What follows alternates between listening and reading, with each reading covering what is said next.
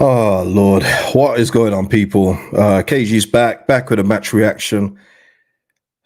Preston 2, Leeds United 1. Oh man. I, there's a lot to say and not too much to say all at the same time. It's a bit mad, but yeah, just not good enough today. From start to finish. Preston with a better team. All the way through Preston with a better side. And it's just like I said. I mean, Danny Farkers. I'm watching the game now because I'm waiting for the manager's response after the game. I want to hear what he's got to say. But he's talking to the ref here. But there's nothing to say to the ref. There's nothing. This is not on the referee today. Yeah, and listen, we're going to talk about the red card. We're going to talk about certain performances today. But I don't know what clarity he's trying to get from the ref. We even our penalty, was very, very light as well for when Dan James was fouled. So yeah, look, very, very disappointing day. And it's like I said against after the Ipswich game, that result will mean nothing if we don't follow it up. And the worst thing is, who knows what's going to happen tonight with Ipswich? Let's say as we record this, obviously the game hasn't happened, but it feels like we're just back to square one before the Ipswich game. Um, yeah, Matt, that's what I was saying today, Matt. I was like, why did I do this? But how was I to know? How was I to know that UEFA Cup nights were going to turn into this? But listen, before I continue, please hit a like on the video. Please help me out there. Best way to help out the channel. Like the video, subscribe, and of course, drop your comments. Yeah, we're gonna get into that, Jack. It was quite obvious at halftime. I'm glad I didn't do a watch along for this one because I was saying all this at the time as well. That when he came back out, we didn't switch Jed over to the right, which would have been a much better match for Millar. Listen, by the way, for any Preston fans that may tune into this, Millar absolutely cooked us all game long. Archie Gray, I've said up until that game against Ipswich, he was having a few rough games, redeemed himself against Ipswich, was brilliant. He went right back to type here, but he's not a right back, people. He's not a right back, so you can't put it all on him. You really can't. Yeah, Jack. Yeah, Jed would have matched Millar with his speed. Yep, slow, steady Steve, one winning four. Yeah. Tasha, yeah, KG, that humble pie I had after Ipswich, I just threw up. I hear that. Listen, we're giving out gifts today. Maybe Meslier didn't get the gift he wanted yesterday because there was no excuse for that. But look, we'll get into all of that, people. We're getting into that. David saying it's becoming too regular, KG. One step forward, two back. Yeah. I mean, I don't get this kind of comment, honestly. All leads away. I'm very confusing name too. I don't want promotion this season anyway. Said it from the start. I just don't like our players enough to go up. I mean, what does that even mean? So you think that the players going up this season will be the only ones staying for the Premier League and that we're not going to improve the squad? I just don't get that kind of mentality. That mentality is not for me here. Sorry. Whoa. What's that, Ian? What is that? I don't know what that is, but hey, everyone just keep calm. Keep calm. Yeah, it's amazing how quickly these streams change. The one against Ipswich, everyone was buzzing, and now everyone is just like the world's gonna end. Uh, yeah, I just don't get that. I don't want to get your club promoted. That makes zero sense to me. Zero sense. Ryan here saying every time we have the chance to gain ground on Ipswich, we don't take it. Yeah, listen, let me just get these super chats as well. Thank you for the support as well, by the way. Barney here saying Farked doing the bare minimum with this squad. Honestly, I hear that in definitely in certain cases. Again, not alive to changes. Constant theme though. We know what we're getting with that. He's a very stubborn man in that way. Radiby Leeds here saying poor all round, a left back and creative number 10 would solve a lot of these problems and balance the squad. Playoffs looking likely, in my opinion. Let's have a look. Yeah. Honestly, we're not doing that. We're not doing that today. Yeah, John here saying as well. I agree with this. We got what we deserve today. No urgency in the first 60. Yeah.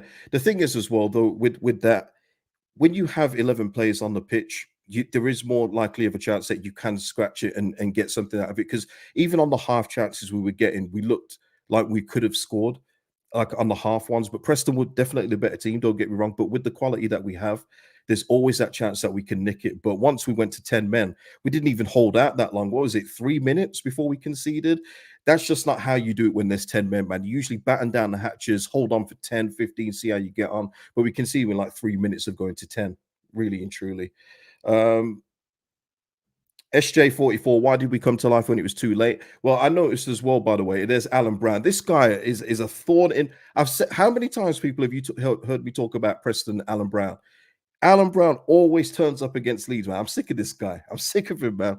But yeah, SJ44 talk about why did we come to life when it was too late. It's probably because Daniel Farked only stood up when it went to 91 minutes. Honestly, he only stood up. He was sitting down all game. Even when we got 10 men, he was still sitting down up until the last 7 minutes of the game.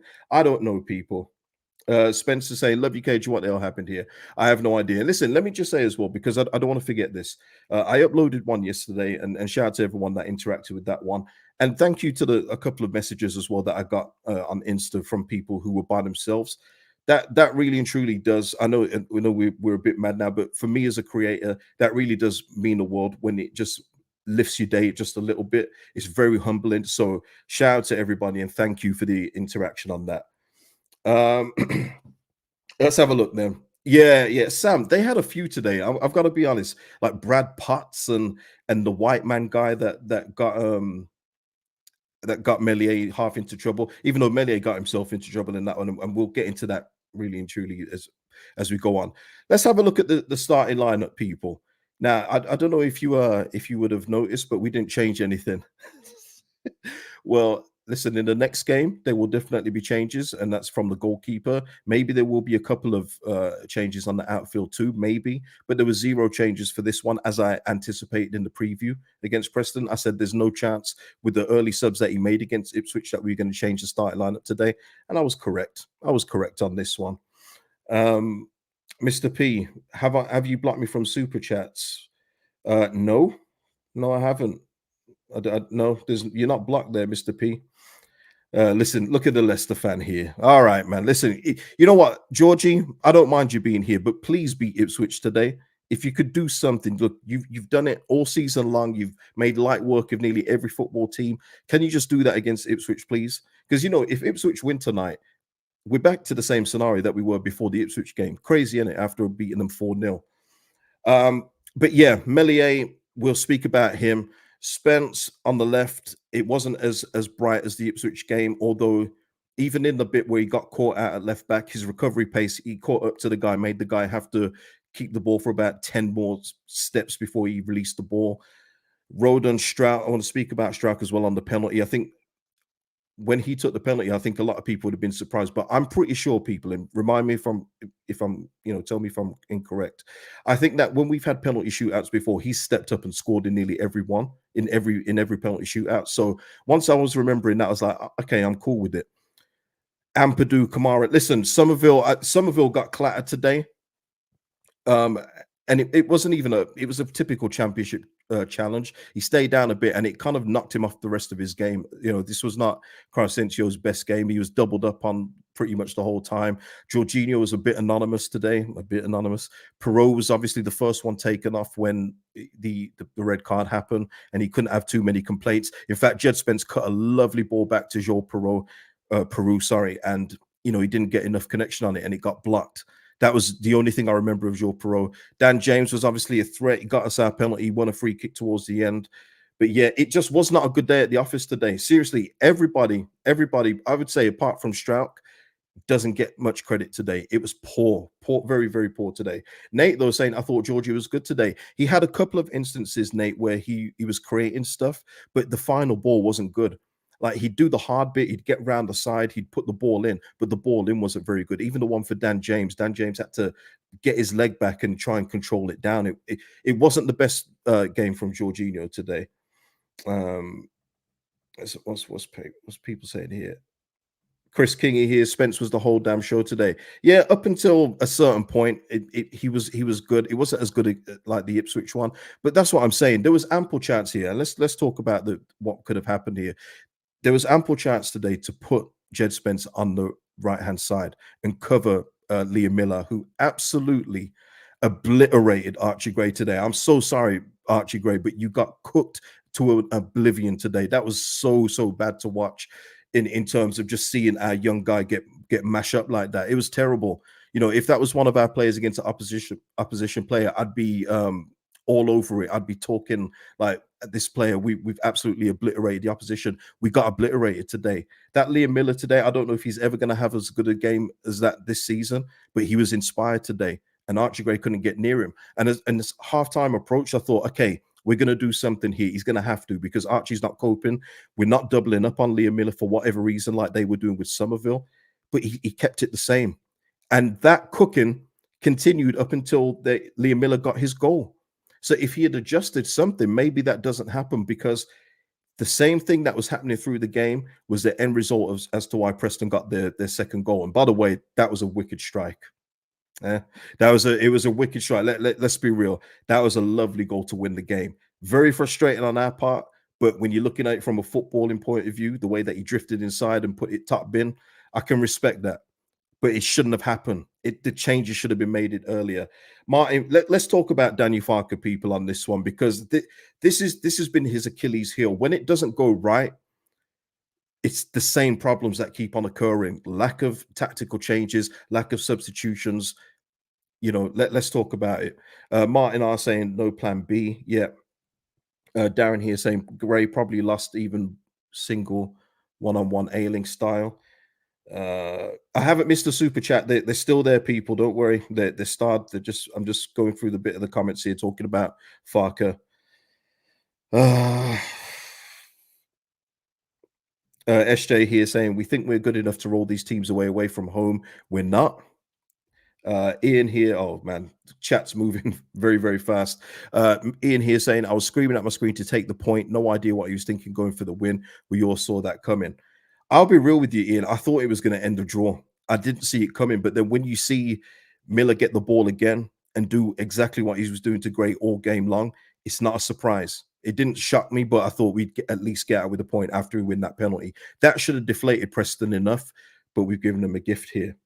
Nige D here saying Birmingham, Stoke, Sunderland, now Preston, 12 points dropped. Yep. Man, Matthew, Fark it out. He's cost us too many points already this season. Matt here saying Leeds made me feel great before Christmas just to make me feel more uncomfortable than my stuff in my face yesterday versus Preston. So Leeds, yeah. I can't wait until I no longer say that. Matt, I was saying that as the game was going on. I was saying we do the hard bit. We do. What did I say in the last match reaction? We didn't have any Leedsy moments against Ipswich. It was a complete performance, the best performance of the season. It's like we saved it all for after Christmas Day and said, you know what, we didn't give you no Leedsy moments in the last game. Here, take a whole bunch here. There's loads here. There's players getting cooked. Strikers not doing what they're supposed to do. Our goalkeeper losing his head. Honestly, you couldn't make it up. Let me go into the super chats, man. I haven't forgotten. They get starred on this now, people. They don't disappear. Lee here saying, yeah, okay, yeah. So shout out to you, Lee. Back to looking over our shoulders. No one can bring the Christmas spirit down like Leeds. Another chance gone to gain points back on Ipswich. Yeah, I hear that 100%. William here saying once again, crap against a team that we should crush. Yep. The Canuck mage Arch, he looked like a mug. Needed Spencer there. Meslier, no composure, but where's the rest of your mates to protect your goalkeeper? Nah. Sorry, William. This is on Meslier and Meslier alone. He didn't even need to react like that. We'll talk about that in just a moment because that needs a segment by itself. Lee Gold appears saying same old predictable tactics. Yeah. Bobby here saying, can we please get this weird narrative out of our heads that results like this don't matter because it's only halfway far and not proactive? Oh, Bobby, they do matter. They 100% matter because these results are the reason why we are where we are on the table.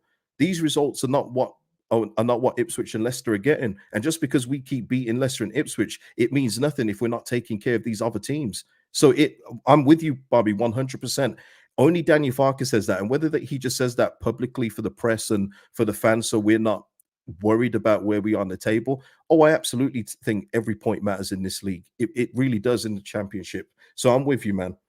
Arinda here saying performances like this are just far too common. Our inconsistency will mean we're destined for the playoffs. Oh boy. See, Mr. P, I got you, man. Farker can't just stick to the preordained match plan. I hear that. You have to adapt to the actual action on the pitch. Farker needs to be able to change it up. And I'm with you. I'm absolutely with you. You've got to be a proactive manager. All the best managers in the world are proactive, all of them. I mean, that's probably why he's in the championship with us right now, but he is not proactive. And even when we win games, he's not really that proactive. That is the one thing that is going to hammer him all season whenever we don't get 3 points. It's always going to be his Achilles heel. Bobby here saying Southampton could overtake us today. Yep, yep. I'll get the table up in just a minute.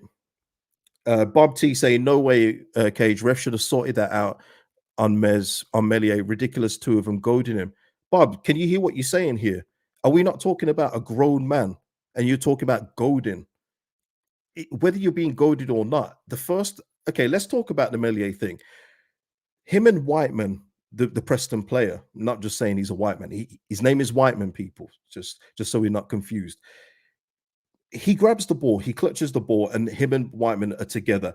Do you know how often that happens in games, people? It happens in every single football game from a corner where a player will just nudge the goalkeeper as they're running out. It happens every time. So if you're going to react like that every time, you're going to have problems. But I didn't have an issue with that. You're going face to face with Whiteman. Cool. That's good. I like that. Show a bit of spice. Maybe it will fire up the boys. Okay. Maybe that will fire up the boys to do something.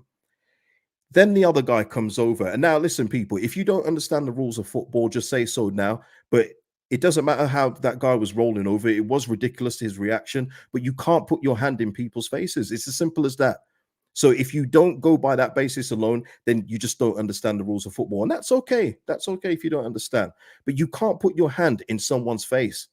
And once he did that, I knew he was going to get a red. And it's not just in this game. If you watch EFL highlights, if you do that, you see all down the league, as soon as a hand goes in someone's face, it's a red card. They don't have to roll about like that guy did today, but it is a red. And he didn't have to do that today.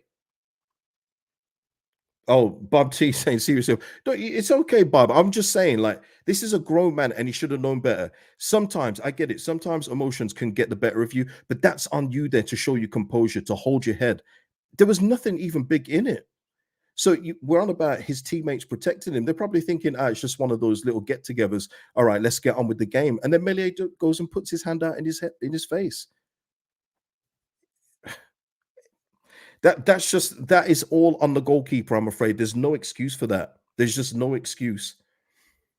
I'm telling you now, if one of their players had put their hands in one, if their goalkeeper put their hands in one of our faces and we went down, they'd get a red card too. It works both ways, people. Really and truly.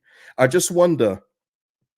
And their players did get yellow cards because they were pushing each other in the chest and stuff like that. There's a difference. They do not like players putting their hands or anything in players' faces, no matter how innocuous it may be. I can't explain that any clearer. That is the rule. That's not opinion. That is how the game is. Okay. So if you want to argue against it, you're arguing against yourselves. I promise you. Yeah, Mr. P, 100% at fault. Yeah. Flying fish, the Meslier experiment is over. Transfer window can't come soon enough. You know what the thing is as well, and Lee Gold appears a new keeper in Jan. I've said on previous streams, I think we'll get away with Meslier as our goalkeeper in this league because I think he's an average championship goalkeeper, and I've said that. And you guys know I've said it. It's nothing to do against him. I used to love this guy. I thought his trajectory was like this. He's actually stagnated and regressed at I thought that we'd have just a standard goalkeeper that will just help us get through, and then we go get a real big man commanding goalkeeper in the summer. But I don't know. Is he going to get? Will he get another opportunity? He probably will. But I'm very interested to see, because I remember when Joe Roden did everything in his power to cover him and Luke Ayling in that game. He got a red card, and he got disciplined, didn't he? He got put on the bench by Danny Farked against Southampton, which was a mistake. And then he came back in the game after. I wonder when Meslier's ban is up, if he's going to come straight back in or not. Very interested to see that. JP here saying, to be fair, it is out of character. I hear that, JP. I 100% hear that. But this is why these guys are paid professionals, because they can rise above. Their mentality is different. Listen, let me just give you a little crazy example. If their mentalities weren't different, anytime they go to take a corner, or whenever they stand in front of the crowd and their crowds are giving them the hand gestures and saying this and that, they'd say something back to every single member of the crowd. but they don't because they're built different. They know that's going to happen. They react differently because that's what their mentality is. They have to react differently at that level. So even though it is out of character for Meslier, and it was a very, very poor decision that has cost us. Now, I'll be real with you. I didn't even think with 11 men we were going to win the game at that point because Preston were absolutely obliterated us all game. I cannot believe that Preston did what they did to us today, even when we had 11 men. It's embarrassing, people, really and truly. But then once we went to 10 men, it was game over. Absolutely game over. JP here saying, KG, we'll see how well Darlow does. The fan base might be screaming for him to come back. Yeah, listen. I mean, Bob here he's still going on. Let's have a look. He got elbowed, Cage, before it all kicked off. He broke a rule. It's a red fair for me. Ref gets it wrong. It's a little Bob, go and watch. I want you to watch some more football today, Bob, and you'll see how many times from a corner when a goalkeeper catches the ball, how many times an opposing player just gives the goalkeeper a little nudge like that when they're running back. Go and have a look. It's more common than you think. Darlow today, his first action, people, was to pick the ball out of the net. Um, wasn't a great start, but we're going to see what he's got in the next few games. We've got no choice. We got no choice. Listen, Carl Darlow, I thought he was coming in. Listen, the most interesting thing about Carl Darlow is when he signed, I thought he was going to be at number one. I thought he was going to move out Meslier, start afresh. And I just didn't see the point in Carl Darlow moving from Newcastle, where, yes, he was fourth or fifth choice goalkeeper, to come down to the championship and be his second choice. But he's done that. And I got to be real. That makes me question his mentality a bit. I do question it just for him to be more content being a second choice rather than stay in the Prem as a fourth choice, go to the champ and be a second choice. That for me is a bit dodgy, but we're going to see what he's got in the next couple games and see if he can give us something a bit different. We got no choice but to see. Um, let's have a look. Oh boy.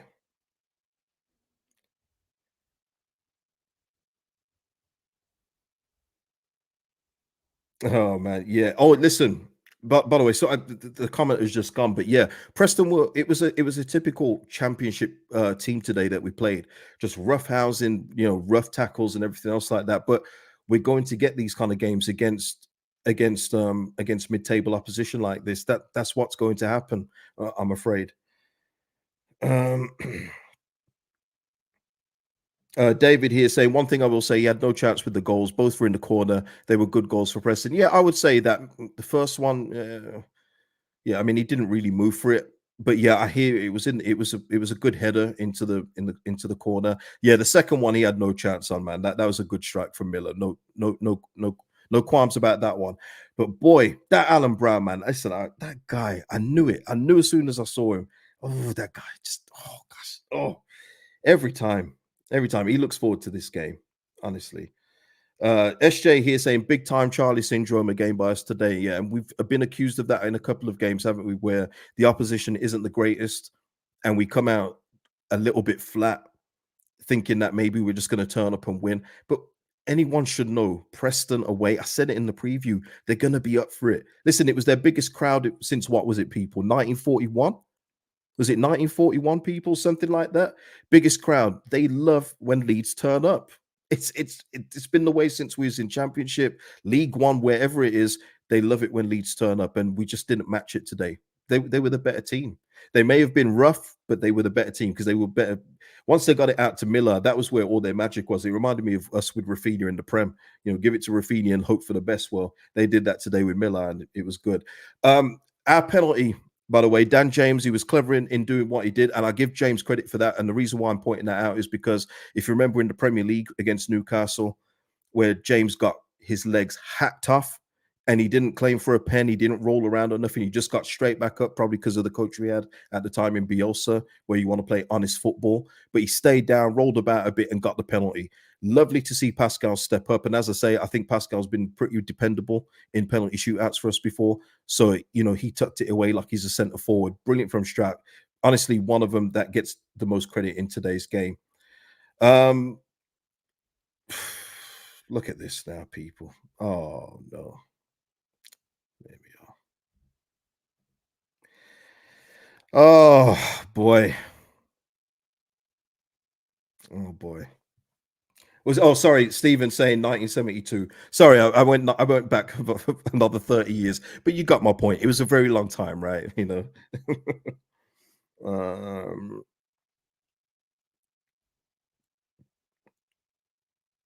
uh, let's have a look. Oh, have I missed something here? Hold on a second. While I'm just looking for something here, please hit the like while you're in here, please, if you haven't done so already. Oh man. Nige D here saying serious defensive recruitment needed in January. Yeah. Yeah, 100%. We needed it anyway. And I think Daniel Farker made that clear. He's speaking now. Hold on.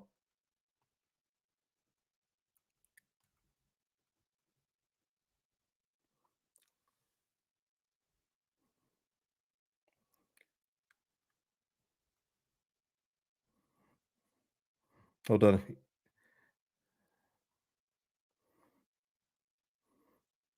He's saying the Miller goal happens, but why did it happen though?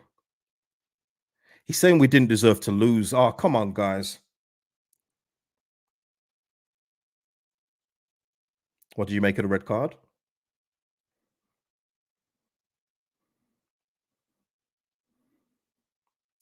Nah.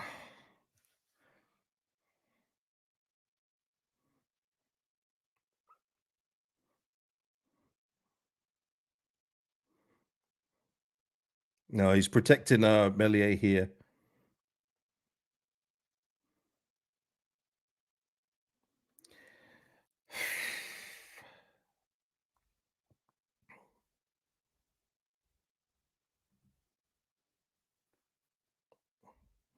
Yeah, I hear you, Mr. Tom. Had we had drawn, it would have been a steal. Farker talking nonsense, it seems. Yeah.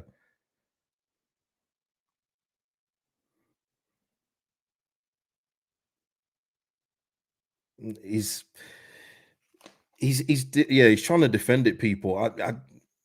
Again, and that doesn't bode well as well, especially with a fan base that pretty much listens to the manager and thinks whatever he says is gospel. You've got to accept responsibility on that one, people. And I've just seen the replay again. Bob was talking about an elbow. There was hardly anything in it. There was nothing in the incident that required Millier to get sent off there. Sorry. Um, Jed here say we 100% deserve to lose. We hadn't had a shot on target in the first half, had we? No, we hadn't. That's what I'm saying. It's very confusing what he's talking about here. Here are the stats from today's game. Right, he's finished talking now. I can get back to you now. He's finished talking. Stats don't really tell the full story here, people, but shots on target 2. And I think you're right, Jed. I think that the one had come in the second. They come in the second half anyway. Oh, yeah. Daniel Farker, I hope he's just publicly backing his players there, but then behind closed doors, he's saying something else because we did not deserve anything out of that game today. No chance. Um, yeah, Ryan, that would be nice, wouldn't it? I just want him to come out and hold his hands up and say we wasn't anywhere near good enough. Again, this is another criticism that Daniel Farker gets, and Norwich fans will tell you that as well. He never has any self accountability, which for someone like me is a big problem because I love when people are accountable for mistakes they make, or if they realize they made a mistake, say, you know what, I've done this wrong, let me correct the mistake. But he's not like that, people. He sees everything through. I've done everything I can, and everything else is everyone else's fault. I don't like that, honestly. I really don't. But it is what it is. Yeah, that's probably right, Mister Tom. One of the shots on target is probably the penalty. Yeah, yeah, yeah. Liam, you have to say it. It was impressive, and please, I know everyone usually does that when a player has a good game against a team. We should sign this player. No, we shouldn't. But he was really good today. Liam here. Liam had his kiss the chef apron on today. Season grey, nice here. Sorry, Archie, man. Hopefully, you know what? Hopefully, we get Archie back in midfield soon, people, because he's getting killed at right back now. Ipswich game aside, he's getting killed there, really and truly. Um, Yeah, Enzio here saying, "Hi, KG. We can't let the send off clown that performance. To be honest, very similar to the Stoke, Sunderland, etc. We might need to change things for these type of away games. Poor game by us." And yeah, I completely agree with that. Listen, people, I don't know, man. Does anyone? Has anyone got anything else? We'll go through a last couple of comments and then we'll get on out of here because this isn't a good one to stay on today. We've got another game in a couple of days, which is a good thing. We can try and correct it there, but just disappointing today. And now we're going to be looking at the Leicester Ipswich result with even more, eyes on it. Instead of saying we've done our job today, okay, Ipswich, get nervous. You need to beat Leicester today. We've done the complete opposite. They're probably going, they've lost. We're okay today. It's as you were. Paul Simon, I nearly broke the TV. Don't break your TV, Paul. Okay, unless you can get one on a payment plan or something, but don't break it. Um,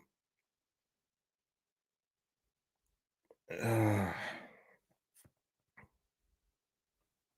let's have a look here. Oh, the problem as well, by the way, just one more thing on the Meslier thing, people, is that the future managers in this league, and it's not a very creative league, they will now look at that as a tactic to try and put him off in future games. So look out for that. Seriously, look out for that in future games. You will see a lot more of it. Right. You know what, guys? It's not a very. We should just get out of here. Really and truly, we should just get out of here. Listen, thank you for joining me anyway. Hopefully, we're back together on Friday in much better circumstances where we're getting 3 points again and trying to put this one behind us because it was a poor day at the office all round. Daniel Farked needs some questions asked. I hope some journalists will dig into it, not dig into him a little bit because that will never happen, but I hope somebody asks him about Archie Gray and say, what was the thinking in leaving Archie Gray there? Did you think that he was going to improve through the game? You know how they try and dress it up, to make it more palatable. But we do need some answers to some of these questions, people. People, before I go, please like the video, leave your comments below, subscribe to the channel, and I'll see you in the next one. Peace out, people. Enjoy the rest of your Boxing Day if you can.